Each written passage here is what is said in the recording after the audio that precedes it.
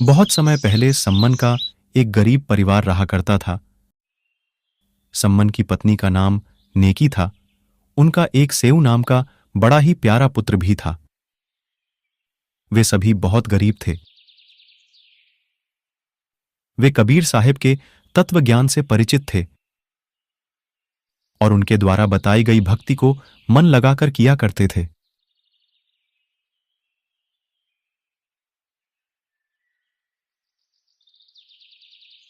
सम्मन तथा उनकी पत्नी नेकी चूड़ियां बेचने का काम किया करते थे। गरीब होने के कारण पूरा नगर उनका मजाक उड़ाता था, लेकिन उनमें कबीर साहिब का तत्व ज्ञान ऐसा समाया पड़ा था, वह किसी का भी बुरा नहीं मानते थे और अपनी भक्ति को सुचारू रूप से किया करते थे। वे घर घर जाकर धनी व्यक्तियों की स्त्रियों और बेटियों को चूड़ियां पहनाते थे, लेकिन इतना करने के बाद भी उन्हें बहुत कम धन की प्राप्ति होती थी, जिसकी वजह से कई बार तो उन्हें भूखा भी सोना पड़ता था। सम्मन तथा नेकी जिस भी घर में चूड़ियां पहनाने जाते, उस घर में व्यक्तियों को कबीर साहिब का सत्य ज्ञान समझाते और उनकी कथाओं को सुनाते थे। वे व्यक्तियों को बताते कि कबीर साहिब की शरण में बड़े बड़े राजा महाराजा आए हुए हैं, जिनमें दिल्ली के बादशाह सिकंदर लोधी, काशी नरेश, वीरदेव सिंह बघेल जैसे राजा शामिल हैं। लेकिन उस गांव में कोई भी गुरुओं पर विश्वास नहीं करते थे। वे उनसे कहते थे कि यदि आपके गुरुजी इतने ही सक्षम हैं, तो वे आपकी गरीबी दूर क्यों नहीं करते। लोगों के ऐसा कहने से वे निरुत्तर हो जाते थे, क्योंकि ये बात तो सच थी। लोगों के ऐसा कहने पर भी उनका अपने गुरुजी की प्रति विश्वास नहीं डगमगाता था। उधर सेऊ भी अपने मित्रों को अपने गुरुजी के बारे में बताता था। हमारे गुरुजी तो स्वयं पूर्ण परमात्मा आए हुए हैं, उनके तो बड़े बड़े राजा शिष्य हैं। अरे सेऊ, आपके गुरुजी तो लालची हैं, वो तो धनी लोगों के घर ही आते हैं। यदि वो इतने ही दयालु हैं, तो वो आपके घर क्यों नहीं आते। सेऊ उन्हें समझाता कि उनके गुरुजी लालची नहीं हैं, लेकिन सेऊ के लाख समझाने पर भी वे सेऊ की बातें नहीं मानते, क्योंकि पूरा गांव ही गुरुओं को पाखंडी मानते थे। माँ, गुरुजी हमारे घर कब आएंगे? मुझे बताएं, बाहर सभी भाई मेरा मजाक उड़ा रहे हैं। बेटा सेऊ, गुरुजी तो स्वयं पूर्ण परमात्मा है, वो सदैव हमारे साथ ही तो रहते हैं। गांव वाले अभी नादान हैं। वो सब तो ठीक है माँ, लेकिन एक बार गुरुजी हमारे घर आ जाएं, तो मैं भी उन्हें बताऊंगा हमारे गुरुजी लालची नहीं हैं। बेटा, उनके तो लाखों शिष्य हैं, वो किस किस के घर जाएं? वो तो हमारे साथ ही रहते हैं। माँ, सभी हमारे गुरुजी का मजाक उड़ाते रहते हैं, कोई भी समझने को तैयार ही नहीं है। एक बार गुरुजी हमारे घर आ जाते तो उनको भी पता चल जाता कि सेऊ के गुरुजी लालची नहीं है। ये सुनकर नेकी और सम्मन को भी बहुत बुरा लगा, लेकिन वो भी क्या कर सकते थे। गांव वाले उनका भी मजाक उड़ाया करते थे। तीनों बातें कर ही रहे थे कि उनके गुरुजी कबीर साहिब उनके घर के बाहर कमाल और शेख फरीद जी के साथ आ जाते हैं। बेटा सेऊ, सम्मन, बेटी नेकी, कोई है क्या?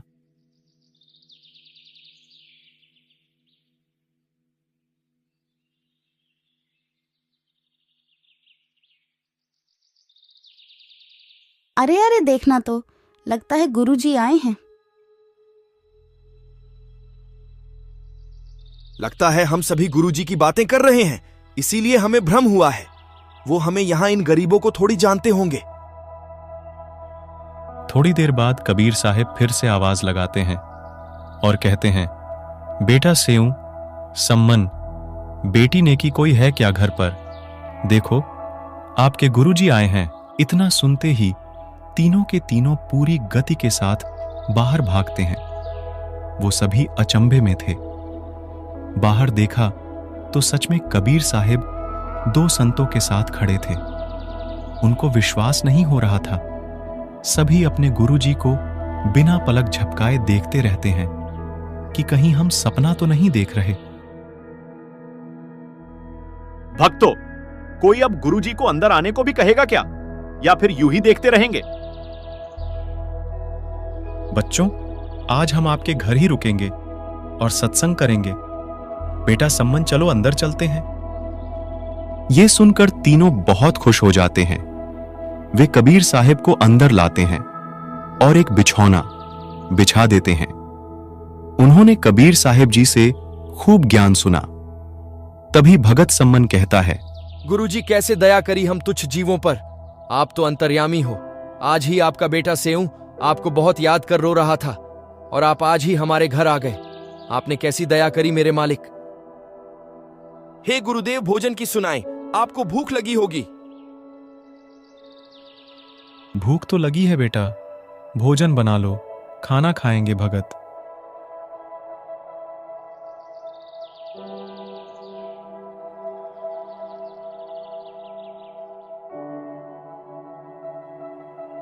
सम्मन नेकी के पास गया और कहा, भोजन बना लो, गुरुजी को भूख लगी है।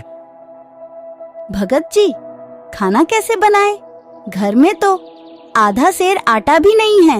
लाओ अपनी चुनरी को दो, मैं इसे गिरवी रख के आटा लेकर आता हूँ। मैंने पहले ही इसे बेचकर देख लिया, लेकिन ये पुरानी और फटी हुई है। कोई भी इसे लेने को तैयार नहीं है जी। मैं कितना नीच हूँ। आज ही गुरुजी मेरे घर आए हैं और मैं उन्हें भोजन भी नहीं करा सकता।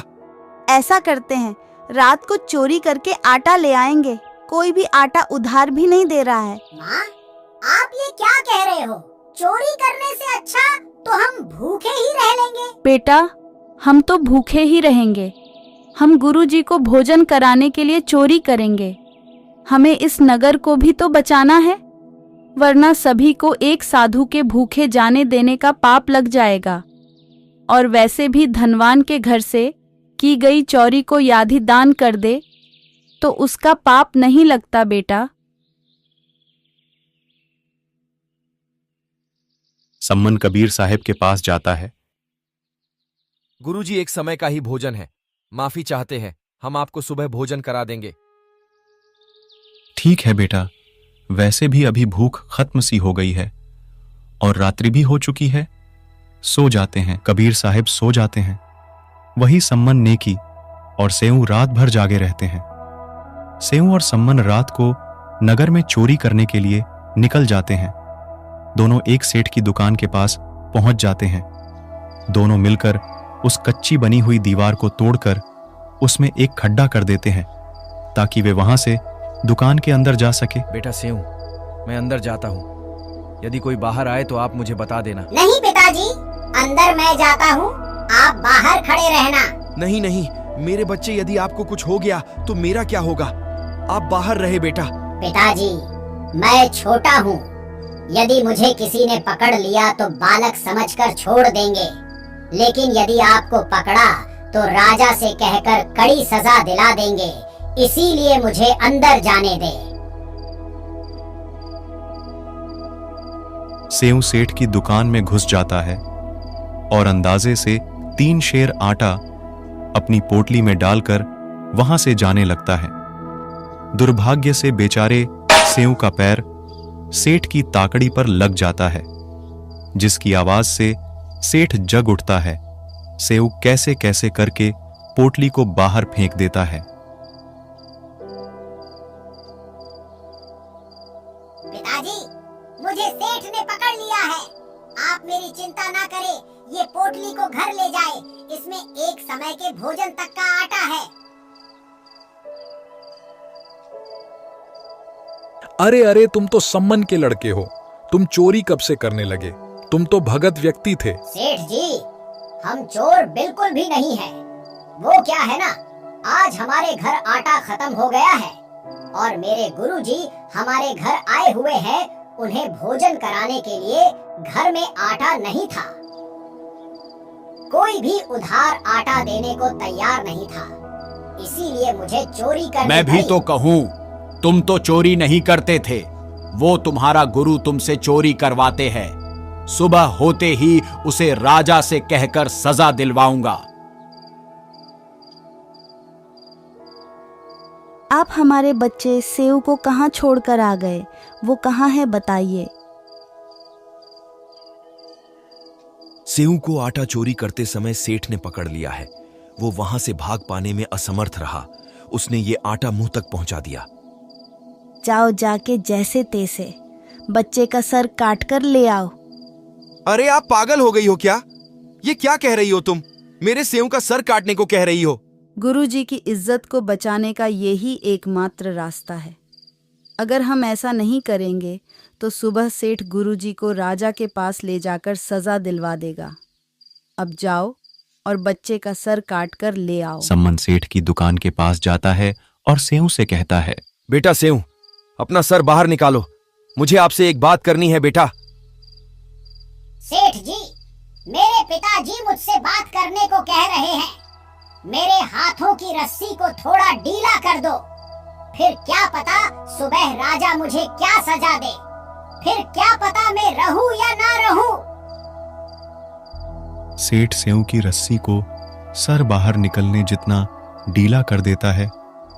पिताजी, यदि गुरुजी को बचाना है तो आप मेरी गर्दन को काट दीजिए।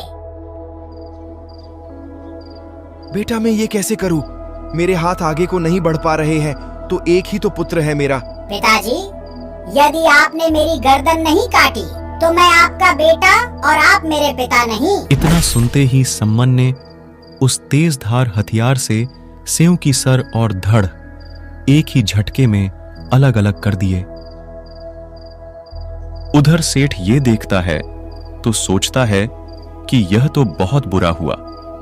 अब इनके गुरुजी की जगह राजा मुझे फांसी पर लटका देगा। सेठ सेऊ के धड़ को रात को ही चुपके से किसी पुराने पखवाड़े में फेंक देता है।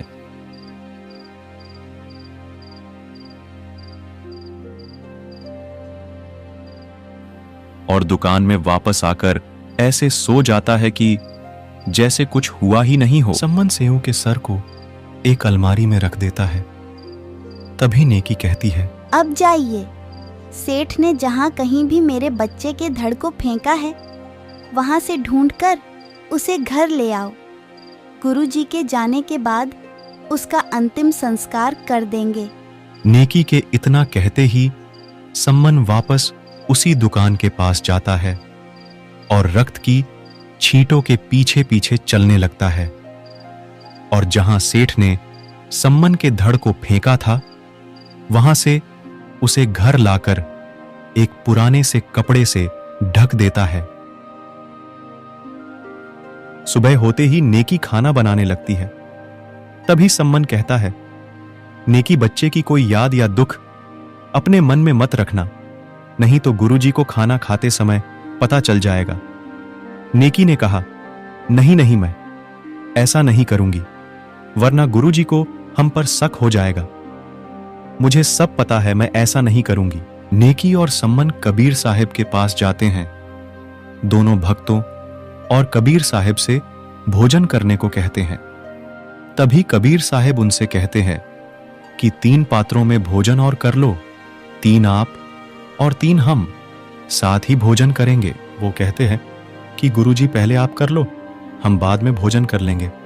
बेटा, आप भी तो कल से भूखे हो, 3 पात्रों में भोजन और करे साथ में भोजन करेंगे। नेकी और सम्मन 2 पात्रों में भोजन कर लेते हैं।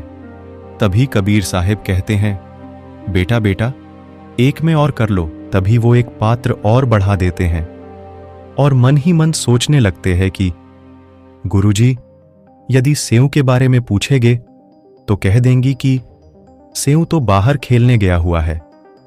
वो ऐसा सोच ही रहे थे कि तभी कबीर साहिब कहते हैं, आओ सेऊ जीम लो, ये प्रसाद प्रेम बेटा सर कटा करे चोरों के, साधुओं के नितक्षेन। कबीर साहिब के इतना बोलते ही उस कपड़े में हलचल होती है और सेऊ वापस उठ खड़ा होता है और कबीर साहिब के पास जाता है। सेऊ के माता पिता देखते हैं कि सेऊ के गर्दन पर कटने का निशान तक नहीं है। सभी अपने गुरुजी कबीर साहिब को दंडवत प्रणाम करते हैं।